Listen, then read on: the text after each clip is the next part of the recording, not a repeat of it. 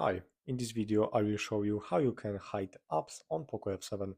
So first you have to open security, and from here scroll all the way down, and here is the swipe up to open toolbox. So now you have to swipe up like that, and this is the hidden section of the some settings from the toolbox.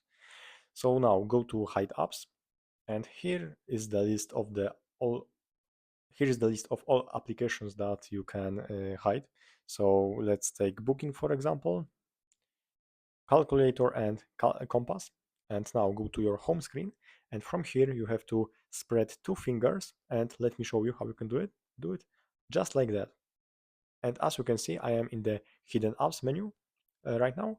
And also you can add more apps by clicking this plus over here.